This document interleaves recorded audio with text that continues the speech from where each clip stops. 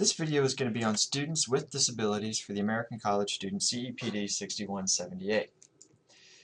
In this video, we're going to talk about the barriers that students with disabilities may encounter. We're also going to define what exactly is a student with a disability, and we're going to understand ways that we can help these students engage on campus. So first of all, there's a legal definition for somebody that has a disability, and that is for the American Disabilities Act. And essentially there is one of three criteria. The first one being is that there is an impairment that impacts a major life activity. So if it's depression, for example, and somebody's not able to function because of that mental health or because of depression, then that would constitute a disability. If there's some sort of record of impairment or physical impairment, or if they are regarded as having an impairment, all three of these things are ways that one can be classified as a disability, having a disability. Now, some institutions may require students to go through their processes for confirmation, whether it's through the Office of Disability Services or a comprehensive community clinic, to verify, say, ADHD or depression or whatever it may be. But regardless of whatever the process may be, there is still a legal definition that colleges and universities need to abide by. And once a student has a diagnosed disability or impairment, then they are entitled to accommodations, whether that being a note taker for an individual who may be blind or deaf, or whether it is extra testing time for somebody that suffers from ADHD. It could be a variety of different accommodations that levels the playing field, so to speak. And these students must declare any disability in order to receive these accommodations. So it's a double-edged sword. Here we are trying to provide accommodations to students with disabilities, but at the same time we are forcing them to say, I have this disability that I need help with. For some students, that's not a problem. For other students, that could be a barrier or a challenge to them, particularly when they're trying to come to a new environment where they feel like they can fit in, or they're not stigmatized as they may have been in high school. So that's a current challenge that we're going through. Now, some general characteristics of students with disabilities is they are generally white. The first most common disability or impairment is an orthopedic or mobility impairment. And then the next two are mental health impairments or physical health impairments. So these are the top three types of impairments for students with disabilities. So essentially it's some sort of mobility impairment, mental health, and then physical health. Now, when we talk about students with disabilities, our language is very important, because to say or to call a student a disabled student, we are subsequently labeling them and that being a part of their identity, when in fact that may not have anything to be part of their identity. It's like saying a white student. Okay, we are classifying a student as being a white student. So by saying students with disabilities, we are actually saying that it's more of an identifying factor as opposed to a personal identity. So it's important that we're careful with our language, particularly when it comes with students with disabilities, because we don't want to be implying that they are something that they're not just because of a challenge, or they may not even perceive it as a challenge. So it's really important that we're careful with our own individual language.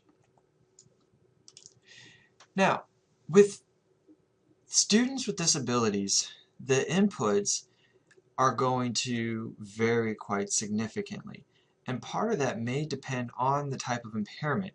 If you have a student that has ADHD, that's going to vary from severe ADHD to mild ADHD.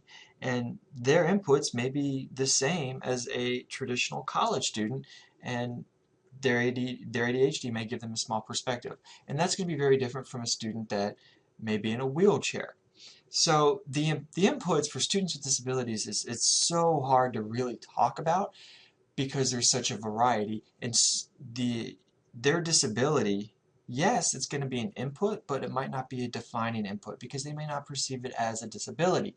It may give them different perspectives or different experiences, but it's really going to vary on impairment. So it's important that we don't make any general assumptions on somebody on their impairment. And it's even equally important to recognize that there are invisible impairments, such as mental health or physical health impairments. So that's very important.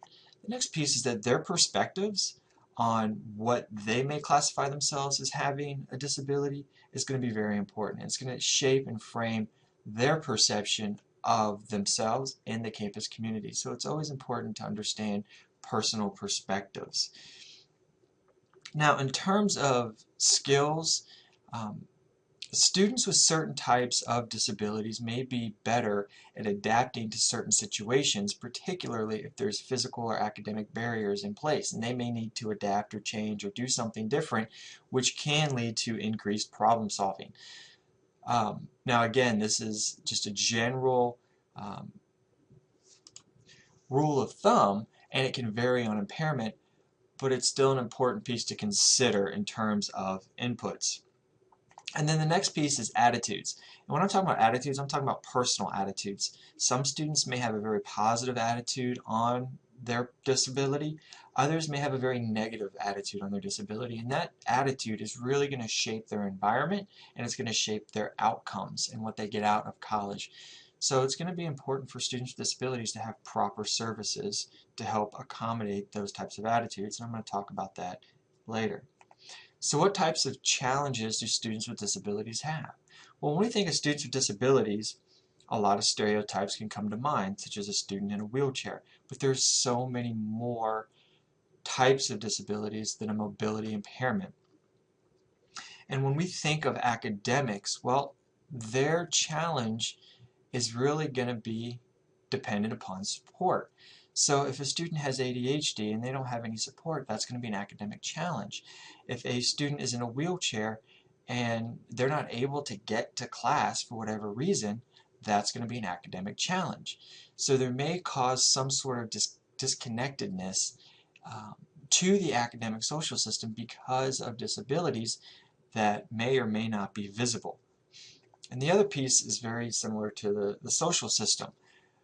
But in here we're working with students and other students. So there's going to be a lot of prejudices, students making assumptions about other students, it's just you can't do that, or you can't be a part of this group.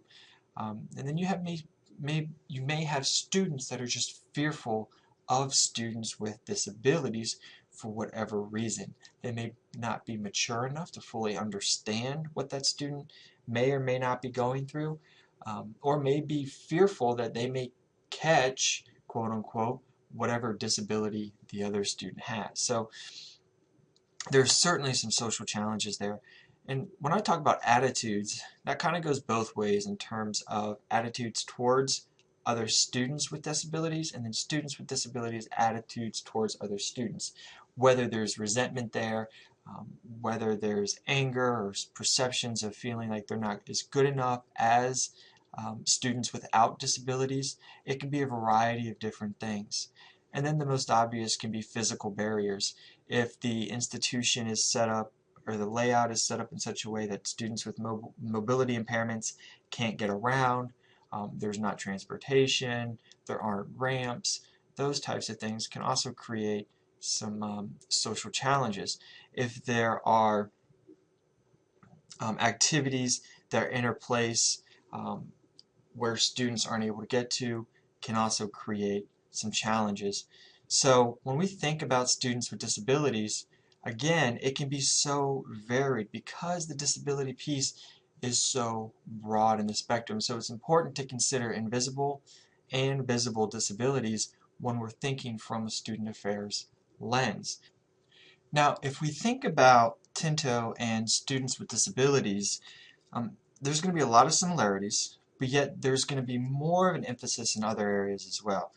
So, for students with disabilities, we may see a bigger emphasis in terms of the skills and attributes. What types of attributes are students with disabilities coming in with or not coming in with, depending on the disability? Now, the other piece is going to be the family background and support that they have in terms of their college career. And then the third piece are going to be the external factors, external forces, and choices. These three pieces are really going to have a big impact on the decision to persist in college. But part of that also is going to be the academic system, on how connected they feel to academics. So, in terms of the external forces, what types of barriers are students with disabilities facing? So, is it for a student with a mobility impairment, are they able to get around campus? That's an external force that is going to impact their ability to connect socially and academically. All right, so that's just one example of the external forces and choices that students with disabilities may have. In terms of the social system, as we know that is not a critical piece for persistence, but it is important in terms of Aston's IEO model as well as a student involvement theory model, where students with disabilities can um, have a greater developmental experience when they are involved socially. So it's important that they are able to still connect in the social system. So what can we do to help get these students engaged? Well, first of all is support, that we have proper counseling services for students that have negative attitudes or negative perspectives or are new to an impairment, that are trying to overcome some of these new feelings that they're experiencing. Because we have to remember, just like there's a variety of impairments, there's a variety of length of time with those impairments. So somebody that may have just become paralyzed may have an impact on them and their campus community. The next piece of that is to have proper staff, whether it's a disability specialist or somebody that is able to help connect these students to the services and engagement that they need on campus is really important, because we always talk about for any type of student population is that they can find people with whom they can relate. So by having proper staff that know about the ADA, that know about Section 504 and all these other laws, can help educate these students in areas that they need to be educated the most, that can help them. Then the other piece is extracurricular activities. And when we are working with student organizations, we want to avoid what I call spotlighting. And this is, so an example would be creating a group that um, the ADHD group. Okay, we're actually spotlighting a group for a population that may not want to be spotlighted. So it's important that we're cognizant of our language, we're cognizant of our student organizations, and we're able, essentially not treating these students any differently and giving them the same opportunities to engage in extracurricular activities, that we are promoting engagement across the board. That's the most important thing, is that treating students with disabilities not like they have a disability, but treating them like a student. And that is one of the best ways we can engage these students, never assuming that a student can't do something. And then along with that is that we need to educate other students to help them show their prejudices or stereotypes about students with disabilities, whether it's a mental health or the stigma that comes to going to counseling service or whatever it may be. We need to constantly educate students and challenge the privilege that able-bodied students have, to really help them become advocates instead of adversaries.